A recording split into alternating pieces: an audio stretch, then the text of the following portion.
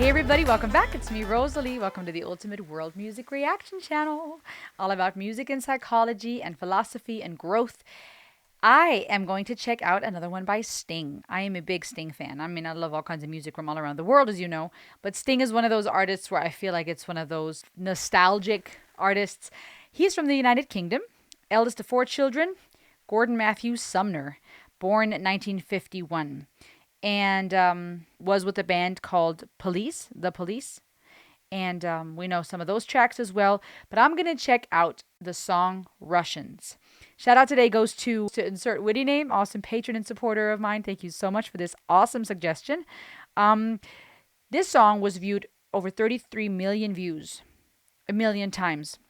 13 years ago, this was put on YouTube. I'm not sure when the song itself was released. 1985. Okay, so quite a bit older than what I just said. But put on YouTube. The video was put on YouTube 13 years ago, remastered in HD. Sting, almost 2 million subscribers. Like I said, this song, 33 million views since it's been put out on YouTube. That is not counting how many times it's been listened to and appreciated since it was actually released in 1985. And I don't think I've seen or heard this song. Like I said, I like Sting's music. I know some of his or the Police's tracks, but clearly not enough, or I would know this one. This one's called Russians, and I'm intrigued by it because the lyrics, I mean, the title is interesting. It sounds political, and it may be interesting even in this day and age to actually listen to it. I could see some people in the comment section having an issue with the fact that I'm reacting to a song titled Russians. Keep in mind, we're all about world music, and I will not demonize a country or people based on political climate. Let's check it out.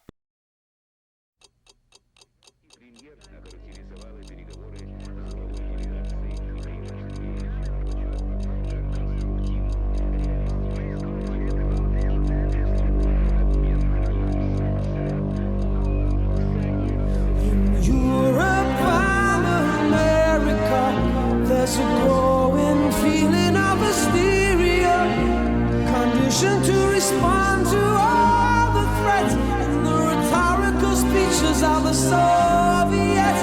Mr. Khrushchev said we will bury you. I don't subscribe to this point of view. It'd be such an ignorant thing to do if the Russians love their children too. How can I save my little boy from Oppenheimer's deadly toy? There is no monopoly of common sense on either side of the political fence. We share the same biology, regardless of ideology. Believe me when I say to you, I hope the Russians love their children too.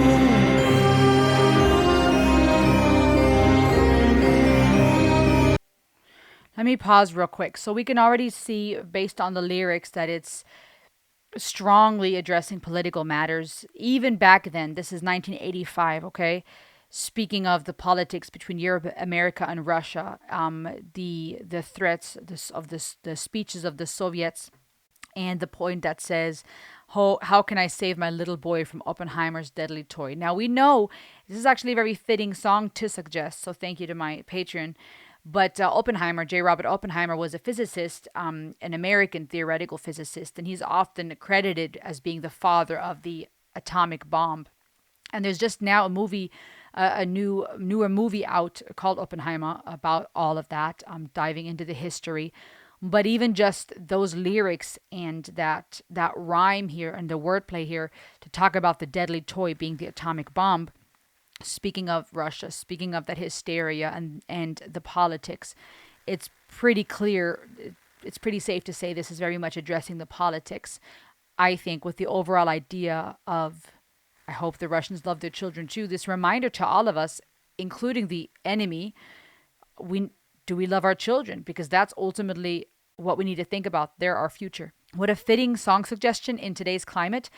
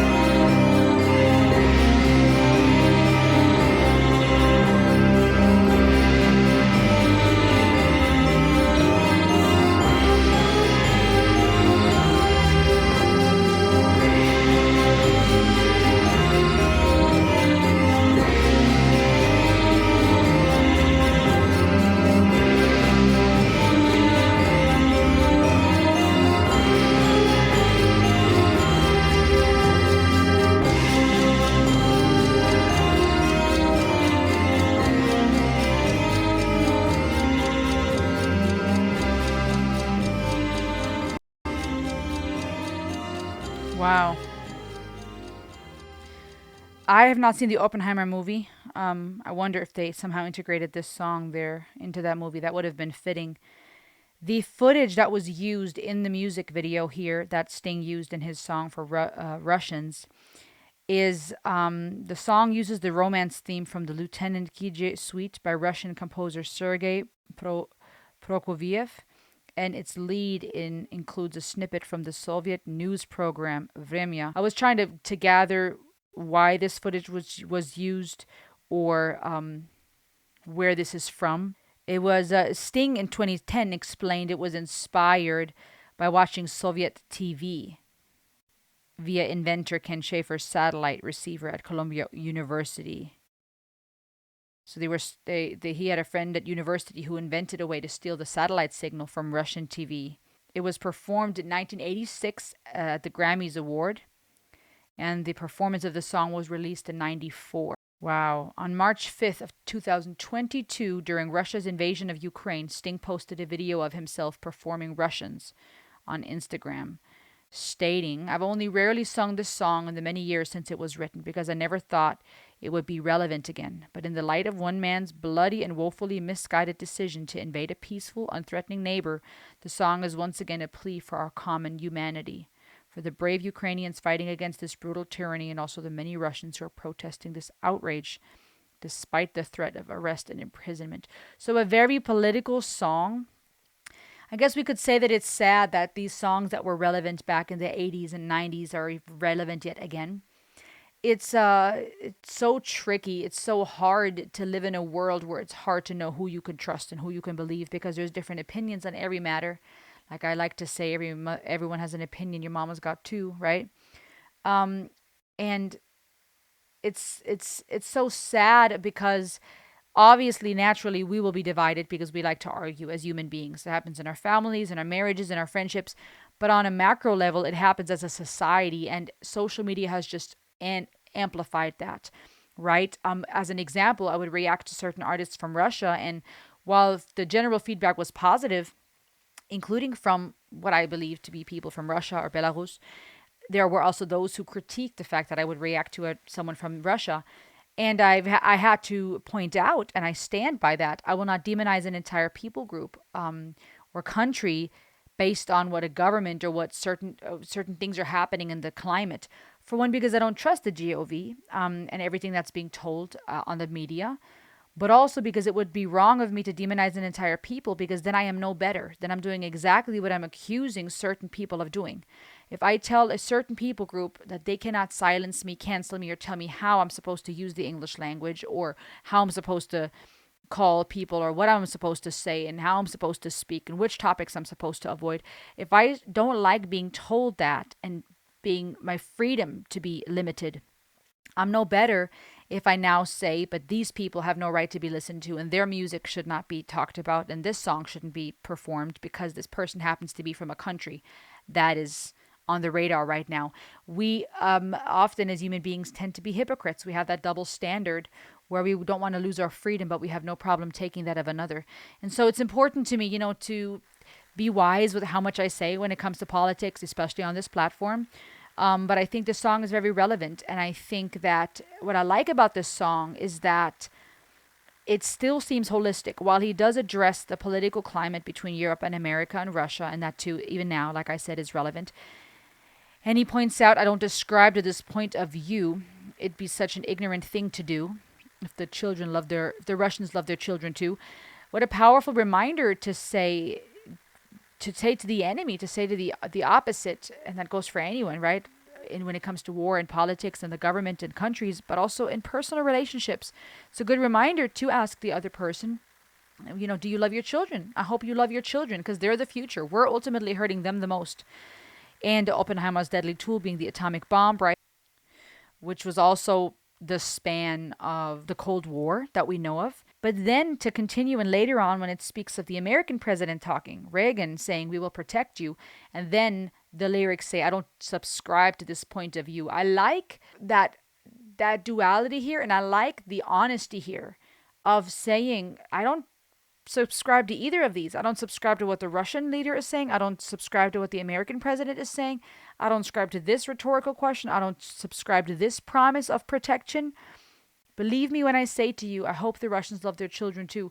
I would say, though it says I hope the Russians love their children too, I think nonetheless it's an important reminder and a rhetorical statement that goes for everyone involved.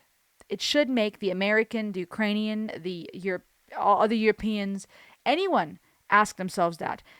When we're not careful or self-aware, we're quick to go, yeah, exactly. Do you love your children, right? We'll point the finger and go, well, do the Russians, right? Like I said earlier, there'll be people in the comment section, how dare you react to someone from Russia? As far as I know, this individual person, this artist, is a wonderful person creating wonderful music, and the lyrics are of wonderful substance. Their voice is amazing. They may not even subscribe or support the whole war, right? And I'm not going to not share this beautiful artist's music because they happen to be from a country whose government is doing corrupt things. If that's the case, then we should never be reacting to American artists. Then no one in the world should ever appreciate, react to, or listen to American artists because the government here is also corrupt. In every single country, there are politicians that are playing games. They're playing chess, they're playing checkers, they're playing Monopoly, they're playing games. And we keep being distracted and follow and listen to that and just start fighting each other instead of realizing, you know what, this is a rhetorical question. This doesn't just go for the Russians, this goes for every one of us. Do we love our children? Do we truly love them, that we want better for them, for the future? And then it ends with, we share the same biology regardless of ideology. Powerful reminder to get back to the basics. We all are part of the human race, regardless of our ideologies. But what might save us, me and you, is if the Russians love their children too. And just wrapping that back up again and pointing back to that point. That's what will save us if the Russians love their children too. But I, like I just said, find it, it's poetically written as is in a song, often the case. But I hope that our takeaway from this is not just, well, I hope the Russians love their children, but that reminder for all of us. Do we all love our children? Do we all love our children that we say no to war? That's what will save us. And that begins in our homes, my friends. That begins on a small scale with the way we speak to one another, with the way that we interact on social media, with the way we treat the lady at the cash register, or the people waiting a table, or our coworker, or our boss, our spouses, and our children. Do we love our children enough to say, you know what? This generational pattern, the things that were an issue back in the 80s and 90s, during the Cold War, back to being an issue again in our day and age, are we going to let that keep happening? Is that going to keep happening every 30 years? Right? That we have to play songs by Sing to remind us? Though I, feel like listening to Sting songs should go on forever. But yeah, do we love our children enough to say it ends here? The hateful comments, the critique, the polarization, the division. It's tricky, right? What do you think? Comment below. Thank you for this great suggestion. I'll see you on the next ride. Ayo!